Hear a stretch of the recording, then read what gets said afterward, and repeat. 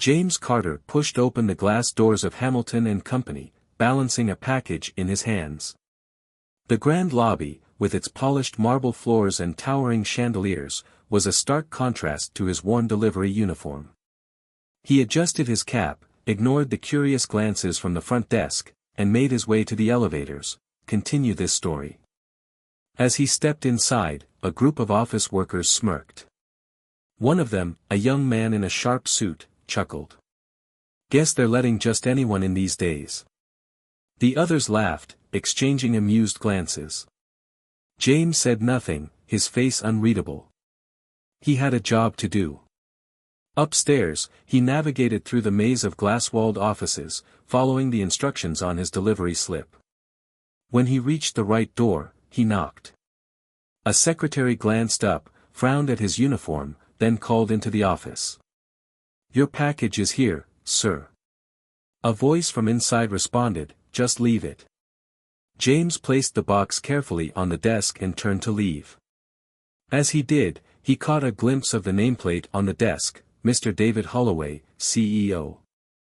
James smirked slightly but said nothing. He walked back through the office, past the same smirking employees, and left the building. What none of them realized was that they had just laughed at a man who could have bought and sold their entire company without blinking. 3 days later, the board of directors of Hamilton and Company held an emergency meeting. A major investor had acquired a significant stake in the firm overnight. Rumors swirled as employees speculated about the mystery buyer. When the new stakeholder finally arrived for a formal introduction, the entire office stood in stunned silence. James Carter walked into the room, no longer in a delivery uniform but in a perfectly tailored suit. He took his seat at the head of the conference table, his expression calm as he surveyed the shocked faces around him. David Holloway cleared his throat, visibly unsettled. "Mr. Carter, this is unexpected." James leaned back in his chair, his tone cool. "Yes, I imagine it is. Now, let's discuss the future of this company." The same employees who had laughed at him days before now sat frozen, realizing that the man they had mocked was not just another delivery worker.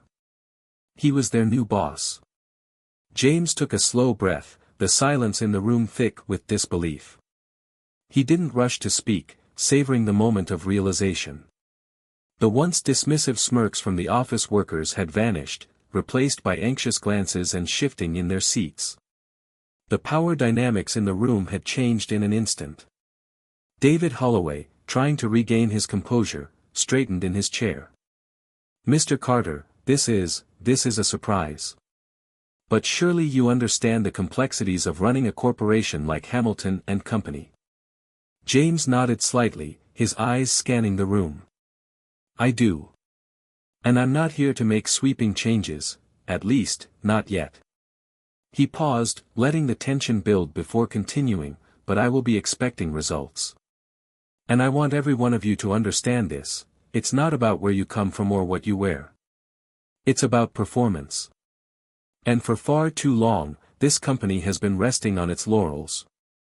Holloway opened his mouth to respond but quickly closed it. There was nothing he could say. The other board members sat rigidly, aware of the shift in power. James looked directly at Holloway. "You've been the face of this company for years, but now, I'm the one calling the shots." He let the words linger in the air for a moment, enjoying the discomfort it caused. "You'll stay on as CEO, for now. But understand, this is my company now. I'm watching." With that, James stood up, his chair scraping the floor. The room seemed to exhale, but no one dared to move. He walked out without looking back, leaving behind a room full of people who could no longer afford to underestimate him. The next few weeks were a whirlwind of change. James didn't need to give speeches or grand promises. His presence alone was enough.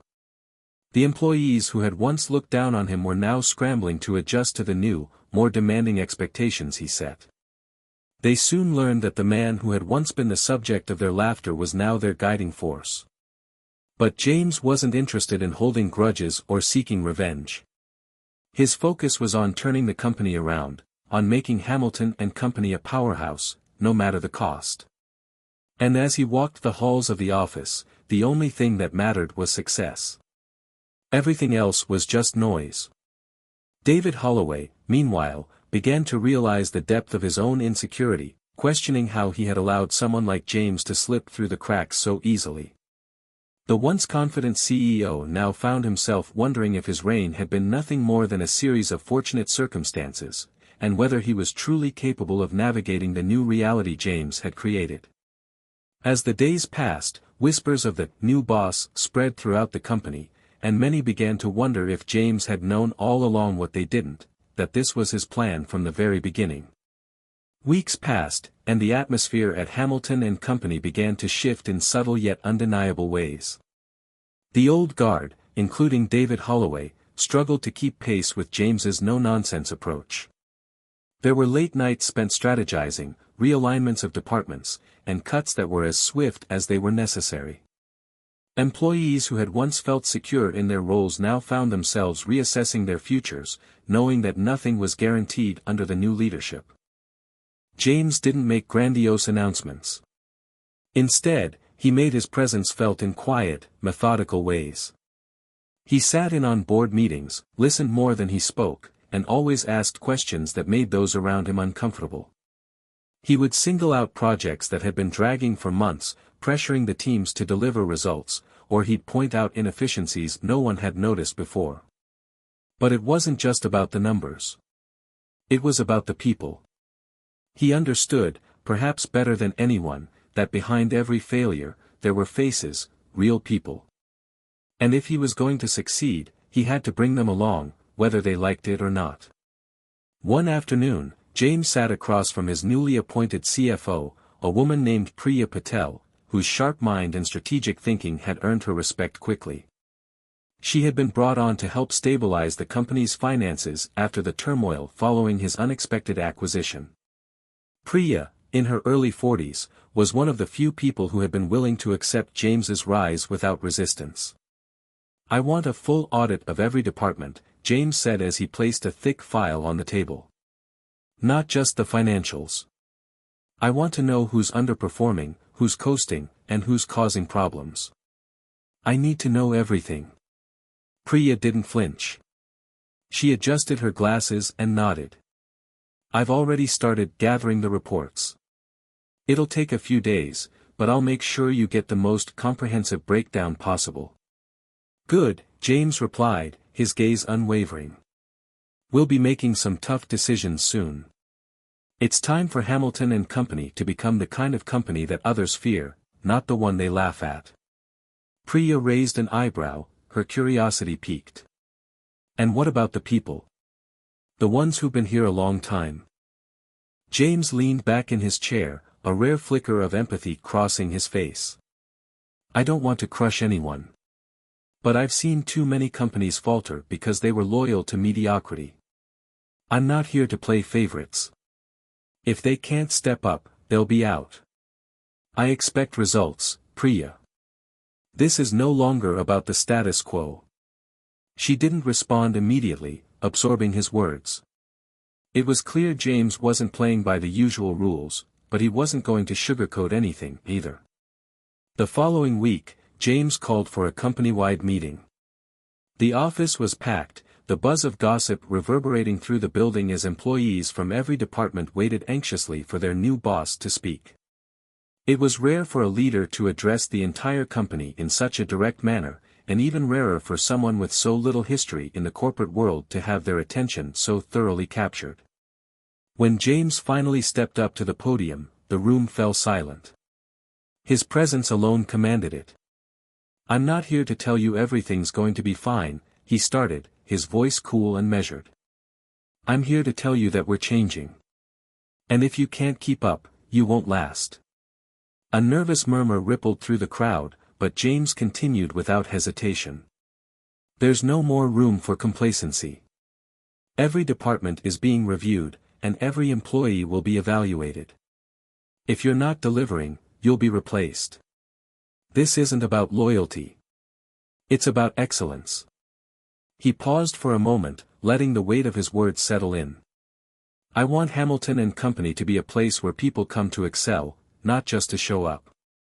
If you're here just to punch a clock, you might want to start looking for another job.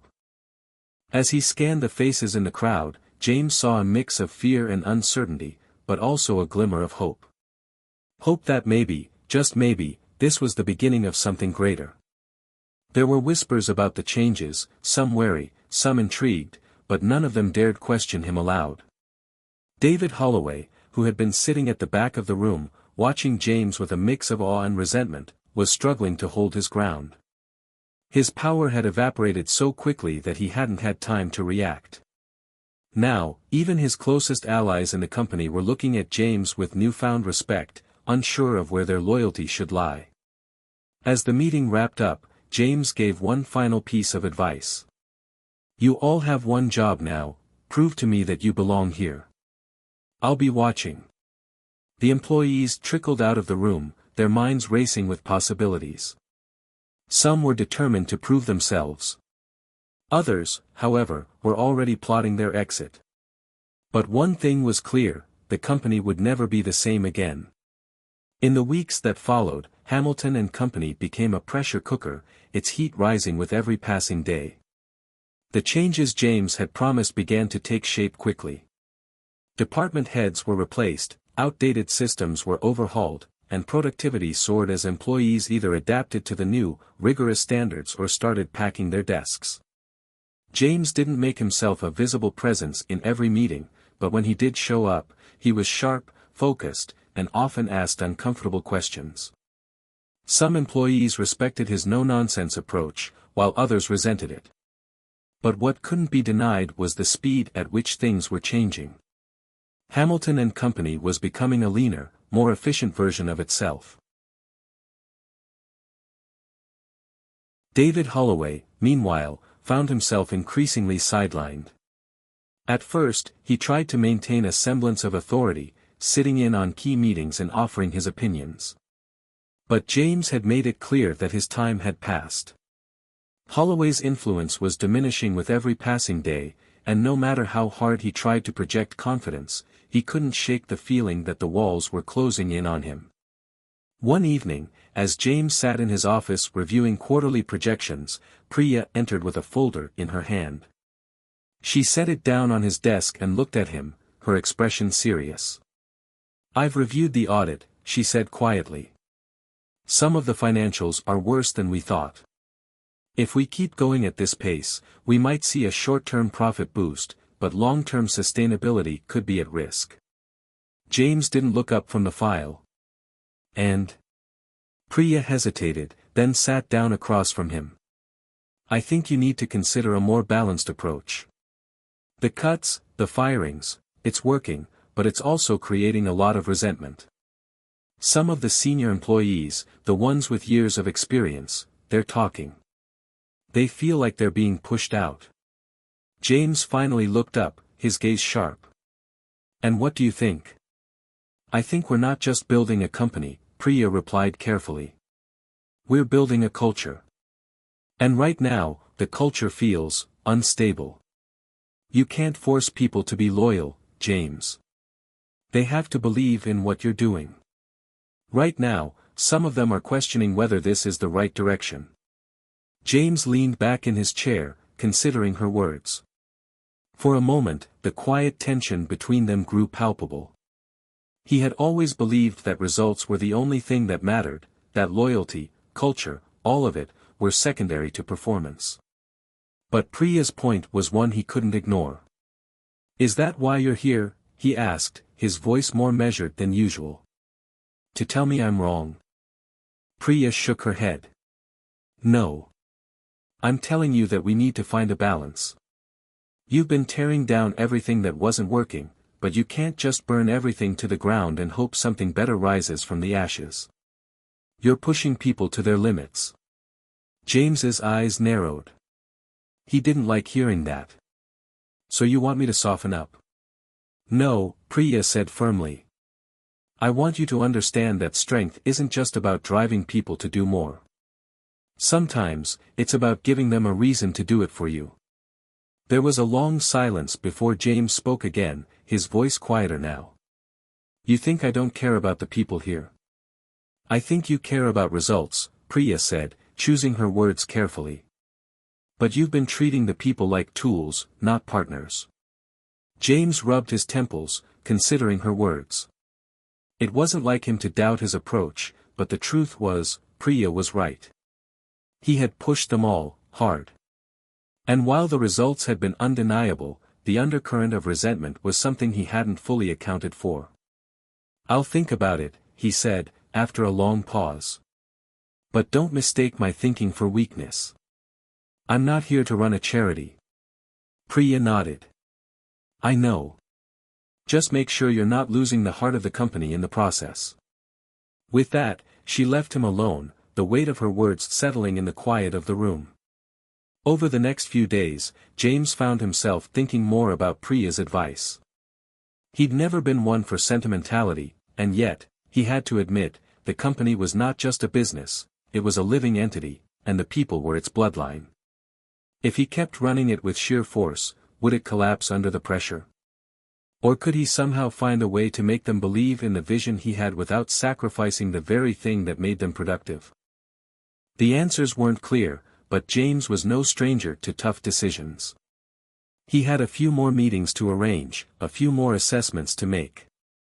The next phase of his leadership would need to be different, more strategic, but still unrelenting. He couldn't afford to lose momentum, but he also couldn't afford to alienate those who could help him build the future he envisioned. The crossroads were inevitable. But James wasn't one to shy away from tough choices. And as he looked out over the city from his office window, he wondered if, in time, he could become not just the man who transformed Hamilton and Company, but the man who inspired the people behind it.